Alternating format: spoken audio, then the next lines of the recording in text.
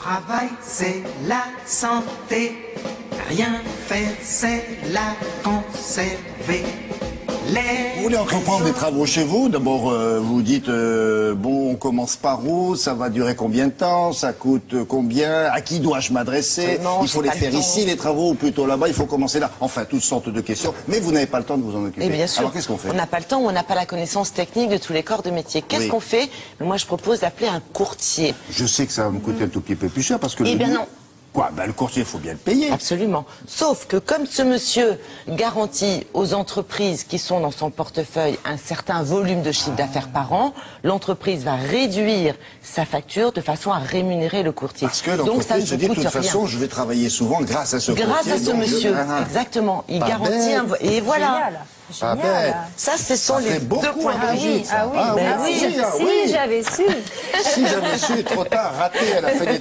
Il y avait le travail au noir, ben c'est la même chose, sauf que ça porte le nom d'auto-entrepreneur. C'est-à-dire qu'aujourd'hui, on légalise le travail au noir. L'auto-entreprise, une vraie réussite, selon le gouvernement. Grâce à ce nouveau statut, chacun peut créer son entreprise en un clic sur Internet et bénéficier de charges sociales et fiscales très avantageuses. Oui, mais voilà, les entreprises traditionnelles, elles, se retrouvent confrontées à une concurrence qu'elles jugent déloyale. En première ligne, le bâtiment qui souffre déjà d'une baisse d'activité et de prix tirés vers le bas. Car voilà maintenant que les chefs d'entreprise peuvent craindre qu'un de leurs salariés propose le plus légalement du monde la même qualité, mais pour moins cher. Une qualité qui peut laisser à désirer et une responsabilité mal définie. La Fédération française du bâtiment pointe en effet du doigt l'absence d'assurance qui peut pénaliser le client en cas de problème. Nous, on est obligé d'avoir des assurances décennales, biennales, etc. pour garantir au client un travail bien fait et que si le travail a des petits problèmes, on puisse réparer sans inquiéter le client. Ces garanties, ils l'ont pas. En plus. Bref, pour la Fédération du bâtiment, c'est très clair.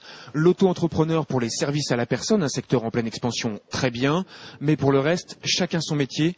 Ce n'est surtout pas le moment de fragiliser les PME du secteur. Nous avons décidé de relever la TVA de 5,5 à 7% sur tous les produits et les services, à l'exception des produits de première nécessité, notamment de l'alimentation. Moi, je ne retiendrai qu'une seule annonce de l'intervention du chef de l'État hier soir. C'est l'augmentation de la TVA. Et je la considère inopportune, injuste, infondée et improvisée. Ça fait beaucoup. C'est en effet inopportun d'augmenter la TVA au moment même où la croissance se ralentit, de l'aveu même du Premier ministre, puisque le taux de croissance qui était prévu autour de 1% cette année va tomber à 0,5, peut-être moins. Et c'est précisément dans cette conjoncture déjà difficile, avec une consommation qui faiblit, que le président sortant décide d'augmenter la TVA. Et nous n'avons pas l'intention d'augmenter la TVA comme vous l'aviez fait parce que c'est une mesure injuste. Donc pendant les 5 ans, vous ne toucherez pas à la TVA? Bien sûr.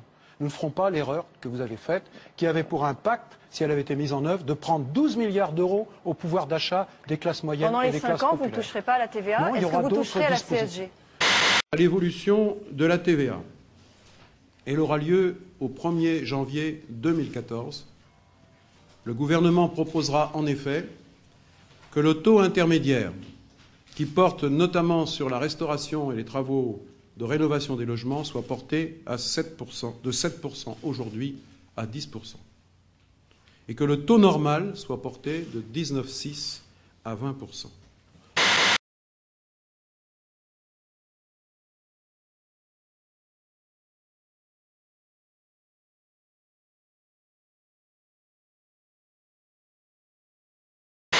Hier, vous avez annoncé l'augmentation de la TVA dans le bâtiment qui passera ainsi de 7 à 10%. Par votre annonce, vous avez signé hier la fin de 20 000 emplois, majoritairement dans les TPE et les PME, comme l'ont estimé les professionnels du secteur. Rendez-vous compte, c'est l'équivalent de 6 usines d'Aulnay. Bref, vous faites tout à l'envers. Alors qu'une vraie TVA anti-délocalisation doit frapper les produits fabriqués à l'étranger. La plus forte hausse de la TVA que vous faites est réservée pour les activités non délocalisables comme le bâtiment et la restauration.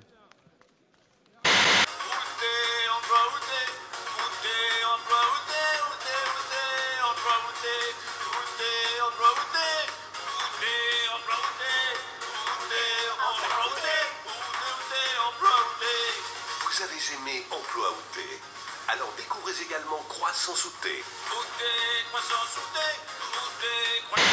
On aimerait, et j'aimerais demander au ministre de l'Industrie, du redressement productif, de faire une déclaration d'amour ce soir aux chefs d'entreprise. Dites-nous, chef d'entreprise, je vous aime. Et je crois que ce serait magnifique. Il faut aussi que le président Hollande le fasse. Car quel est le problème aujourd'hui? C'est que nous avons des chefs d'entreprise, mais je dirais toute taille, qui sont pénalisés, qui ont peur, qui n'ont plus de fierté, alors qu'ils se battent pour leurs emplois, qui se battent pour leur économie, pour leur entreprise. Et je crois qu'on a l'impression d'être haï ou d'être maltraité. Si vous voulez de l'amour, tous les jours, nous vous le démontrons. Tous les jours. Nous avons des prélèvements obligatoires qui sont les championnes quasiment du monde. L'asphyxie, vous, hein, c'est ça. L'asphyxie, oui. Je parle de l'asphyxie fiscale et du ligotage de la réglementation que nous avons, des lois qui sont hyper complexes. Donc ne faisons pas fuir nos talents à l'extérieur par une fiscalité politique. On reste toujours avec un taux de prélèvement obligatoire qui est énorme. En Europe, nous sommes le deuxième après le Danemark. Et ex aequo à la Suède avec 46% de prélèvements obligatoires. Les Allemands et la moyenne européenne sont à 40%. On a 6 points de différence. Ça, c'est la première chose. Donc on est à un niveau d'imposition qui est absolument colossal par rapport à nos concurrents locaux. Et nous savons que les marges dans l'économie française, dans l'industrie, sont à 22%. À comparer à 34%, 12 points de différence de marge avec les Allemands. Or, si vous n'avez plus de marge, si vous êtes asphyxié par ce qu'on disait de la compétitivité, eh bien, nous ne pourrons pas embaucher, innover. Qu'est-ce qu'il faut faire? Il y a un transfert immédiat de coût du travail d'environ 50 milliards. Ces 50 milliards, c'est 2,5 points du PIB. C'est-à-dire, c'est l'écart de protection sociale, du coût de la protection sociale que nous avons entre la France et l'Allemagne, ou entre la France et l'Union européenne. Quand il y a crise, on fait des efforts considérables. Pourquoi l'État, depuis 30 ans, continue de dériver sa structure des dépenses publiques?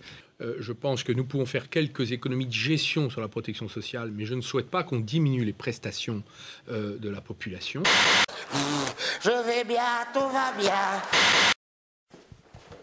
Philippe, plombier en Ille-et-Vilaine, a repris l'entreprise paternelle il y a 11 ans. Depuis, il a embauché 8 personnes. Il travaille aujourd'hui avec 11 salariés et 2 apprentis. Mais pour la première fois depuis le début de l'année, il peine à remplir son carnet de commandes. On travaille du coup dans l'urgence. On n'a pas de visibilité sur les mois à venir. On a 2 mois de visibilité à tout casser, ce qui n'est pas suffisant pour une entreprise comme la nôtre. Impossible dans ces conditions de prendre de nouveaux apprentis cette année. Le secteur du logement neuf en France s'enfonce mois après mois dans la crise. Les mises en chantier de logements neufs ont baissé de près de 18% par rapport à 2011. Pour faire face à une concurrence de plus en plus forte, Philippe doit même se résigner parfois à réaliser des chantiers à prix coûtant sans faire aucune marge. On veut garder nos compagnons, donc on a baissé notre niveau de prix déjà pour passer en prix. Et malgré cela, sur des appels d'offres plus importants, appels d'offres publics, construction de logements pour des chantiers plus importants, il y a énormément de monde à répondre, des entreprises qui ont faim, des entreprises plus grosses qui ont faim, qui viennent sur des marchés plus petits, puis le niveau de prix est très très très bas, voire même indécent. Dans les Côtes-d'Armor, la Fédération du bâtiment a décidé de mettre en place une cellule d'écoute pour soutenir les patrons en difficulté suite au suicide d'un jeune artisan en début d'année. On ne peut pas laisser les gens dans l'isolement et on ne peut pas laisser la possibilité que de nouvelles situations dramatiques comme celle-là puissent se renouveler à cause de la crise économique. Il y a des solutions, il faut en parler, il faut éviter les burn-out de certains de nos chefs d'entreprise.